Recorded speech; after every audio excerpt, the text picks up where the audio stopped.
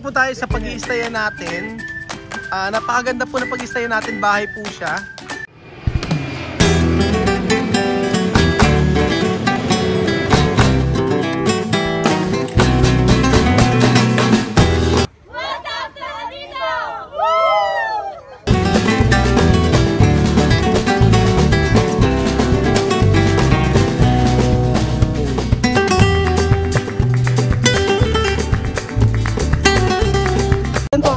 Magandang araw po sa inyong lahat. Ayan. Tayo po ay sasakay sa tricycle. Guwapo. Para ma-experience nila sumakay sa tricycle. Ang laki ng tricycle nyo, no? Dito sa Palawan. Ang laki, maluwang. Oh, diba? Kamame! Kamame! Woo! Kamame! Oh. Ganda. Sila sumakay ng tricycle.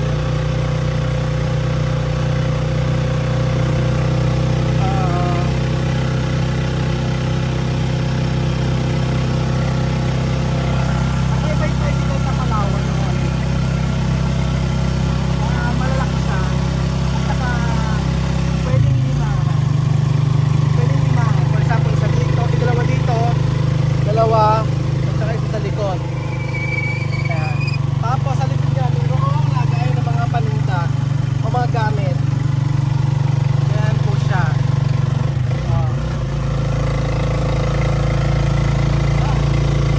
Bakit? Ang glamour.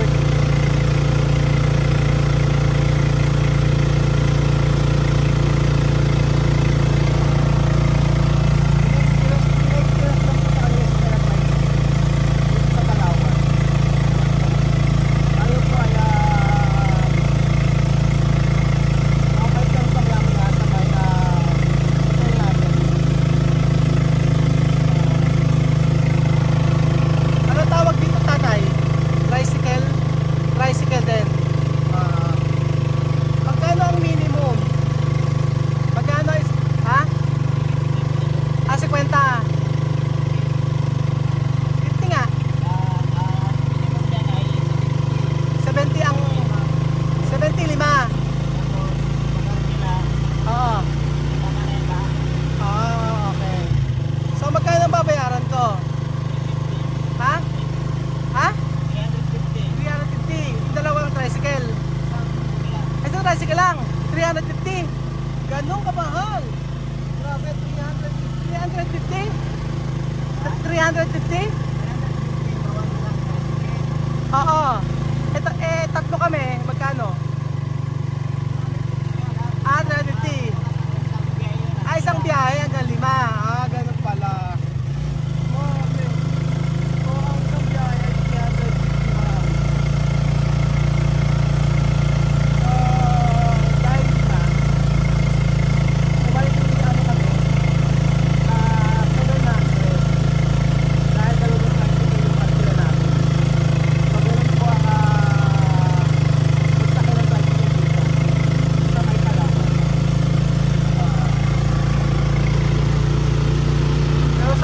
Pero yun, 12 lang.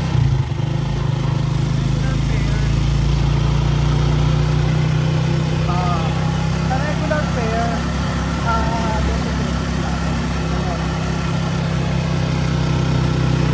Sarap diba? Yan? Ano? Ano yan? Okay ba dito? O hindi? Okay ba? Sumakay? Okay dito, tricycle. Okay re, ano gusto mo? Jeep? Bus? Bus? Ikaw ano gusto mo? Ito. Yan gusto niya. Ganda na ano. Ayan.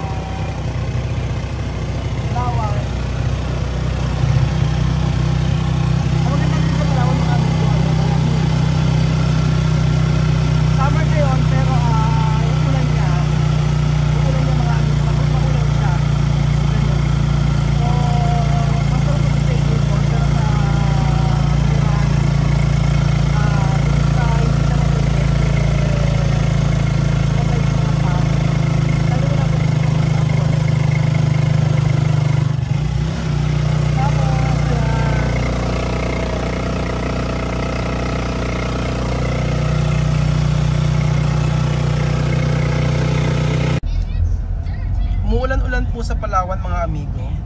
At ito po, nandito po tayo sa may Puerto Princesa. Nakabalik na po tayo mula sa El Nido. At syempre, ang mga iba ay tulog. Ayan. So mag-stay po tayo dito ilang araw, itong araw pa. Tapos uwi na tayo sa may Manila, Baysia. Listang araw. Listang araw. Ganda ng panahon dito eh, maulan-ulan. Tingnan niyo po.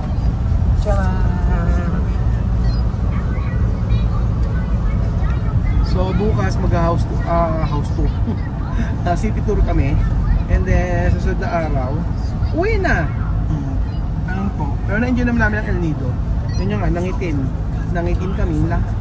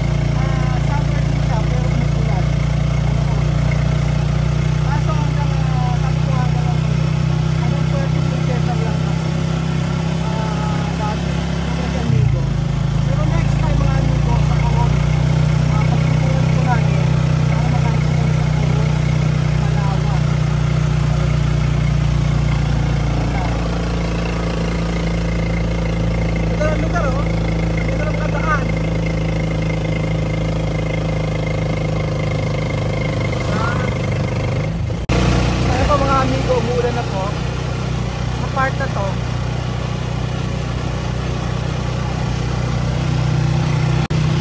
Lakas ang ulan, no?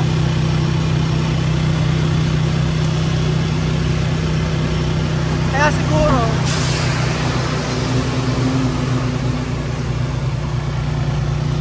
yan.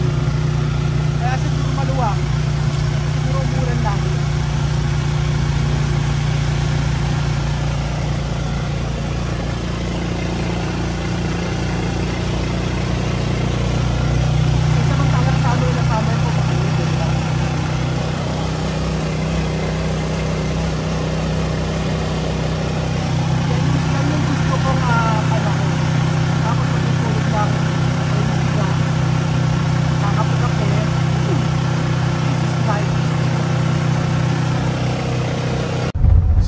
Amigo, tayo ay nag-aantay pa rin. Hindi natin alam kung saan tayo tutuloy.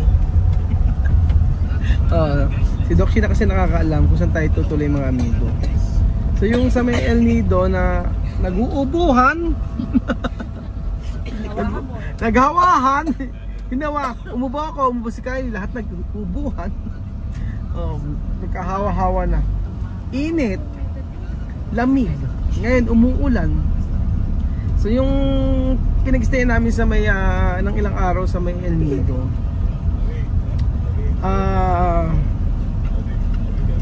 yun nga lang. Okay naman yung pinag-stay namin. Ang problema lang ay nawawala ng tubig. Yun, nawawala ng tubig madalas. Sa maghapon hindi yata nagkaroon ng chance na yung the whole day is meron tubig. And then yung tubig nga doon sa may El Nido ay hindi malinis, kulay dilaw siya. So nakaka-relate ako kasi sa Equatorial Guinea ganun din po yung tubig.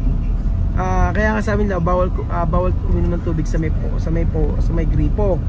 Tapos yung kwarto naman nila Doc Sheena naman mainit. Sira yung aircon.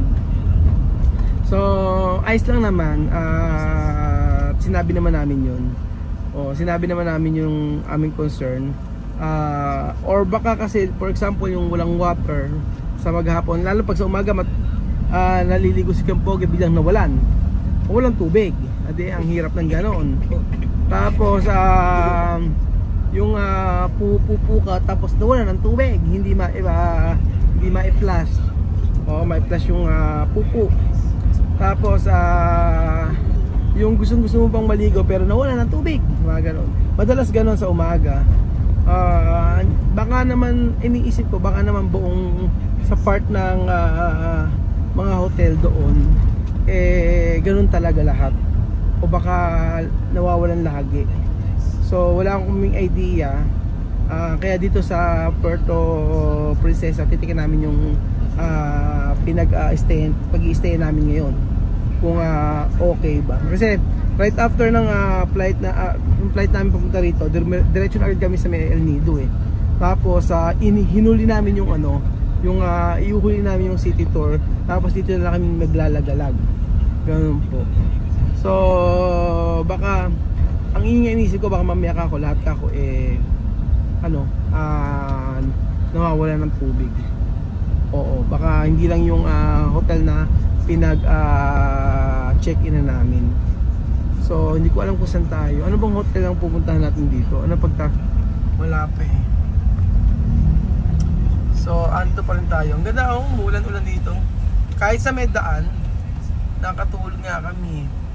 Pero tama si kuya na driver namin ng isang araw, na pagkapapunta nakakainip pero pag pauwi mabilis na. So 5 hours yung biyahe from here to El Nido. Tapos El Nido to here 5 hours. So ang daming parang Nueva Ecija to Batangas. Ganun po mga amigo. So ayan, antayin po natin kung saan tayo tutuloy ng ilang araw. So walang pinagkaiba ang lugar na ito sa sa lugar sa probinsya. Ayan, same na same din. Ayan nyo. Charang. Wala naman pinagkaiba. Ayan.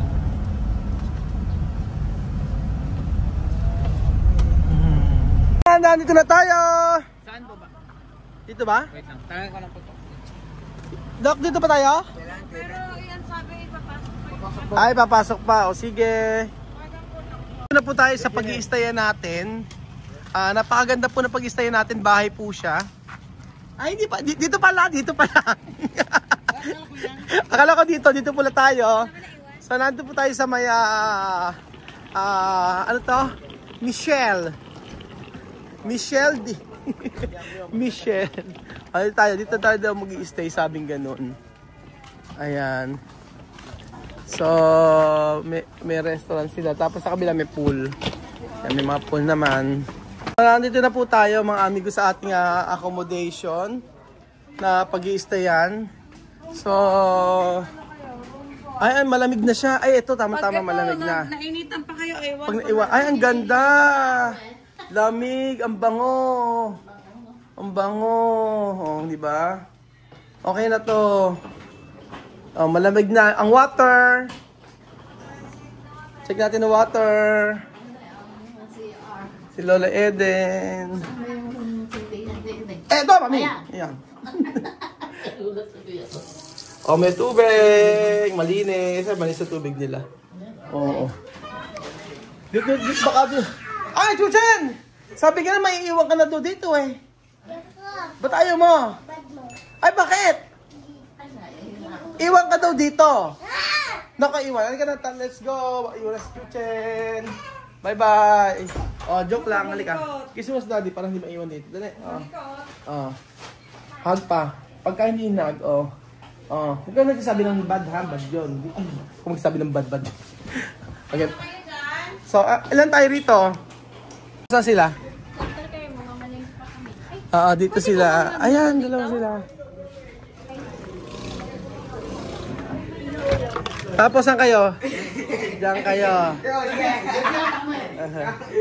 So, ayan po mga amigo. Ito po yung pinag-check-in na namin. Medyo luma na siya, pero at least yung tubig meron talaga. Tapos, may pool naman. Pakita ko sa inyo. At saka, ayan. Pakita ko sa inyo. Maluwang yung place. Ayan. Mas gusto kasi namin yung ganito kasi yung sa hotel, yung mga matataas na building, yung mga ganun. Mas gusto namin to kasi sariwa yung hangin. Ganyan po. Tsaka mura. Like 2,500 lang yata per night. Ganun po. Pakita ko sa inyo. Ayan. Ayan, kahit paano, ayan, may swimming pool po sila. Oh. Ayan.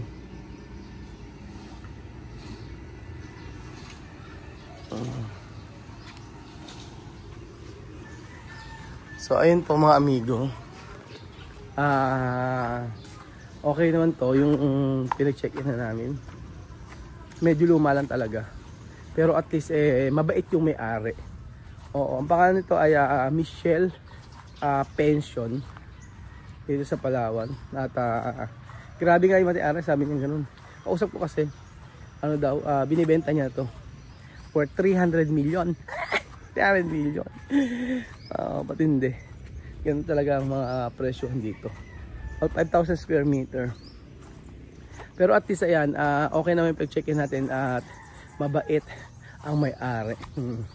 So ayun po mga amigo, hindi talaga, wala talagang perfect pag dating sa ano, sa lalo na pag nag-check-in, nagkakaroon ng aberya sa mga nag-check-in. Pero importante naman nagising naman na maayos. Opo, salamat po mga amigo. At abangan nyo pa po ang aming ekspedisyon dito sa Palawan. Thank you so much po mga amigo at God bless.